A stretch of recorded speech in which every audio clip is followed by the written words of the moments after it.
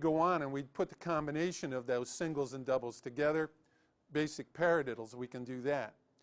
So let's try that. Same thing, just hand to hand. We'll set it up with 1 and 2 and 3 and 4 in time feel bars, and then as fills. And then I'll complicate it by putting right foot and right hand together. Okay, 1, 2, 1, 2, 3, 4.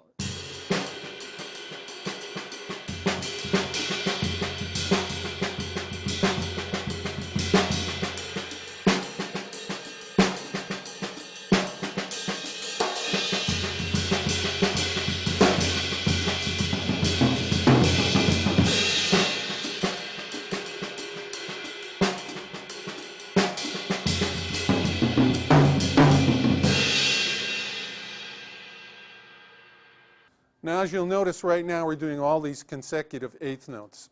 Eventually, what it'll be is you're going to internalize that flow of those eighth notes. And then that's going to be what we're going to play for the flow. And then all these different sound combinations will work out of that and help to make it more musical and flowing. Everybody's going to be looking for you to generate the energy as the drummer of the group to sustain what's going on with that flow.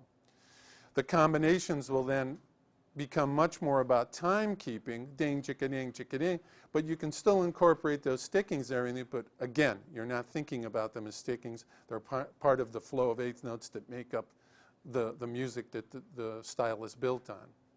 So less notes will be played as far as like around the kit perhaps, unless you're doing that Jack DeJohnette thing, which like he's all over the place, and like I was trying to emulate a little in my example. But they don't stay consecutive all the time, of sticking an eighth note somewhere. You can leave space and have as much importance with that open space of the eighth notes as when you're playing them. They'll also become more syncopated in the examples. They're like dago, odago, odago, dago, dago, oduga, duga, duke, go get, odao, deon, deon, deon, tigon, didigo, ga. Those are some of those stickings combinations just sung out and to make those into a more musical context. One of the things that's really helpful with this, like if you're playing in the triplet-based rhythms like the jazz stuff that was happening at the beginning that I was playing for a contrast for the exanimals, was when you're playing in a flow of 3 or 6, you start working in groups of 2 or 4 to go over the beat. In this eighth note flow, where you have flows of 2, 4, or 8, you start working in groups of 3s or 6 to go over the beat so you can excite the rhythm with those sub-phrasings that go on in it. So what I'm talking about playing was that eighth note flow, well, 3-note grouping.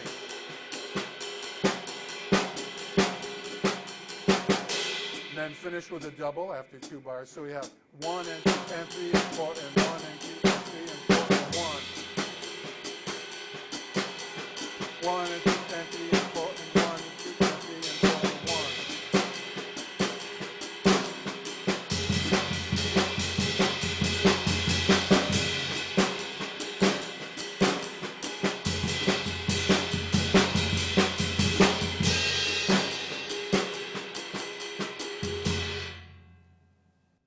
So now I'll try to play some time for you and incorporate that idea with a little more energy but a little bit faster, and incorporate some of those ideas I talked about where there's some more syncopated rhythms, and it'll be moving towards the example that I played at the beginning, that first exanimal.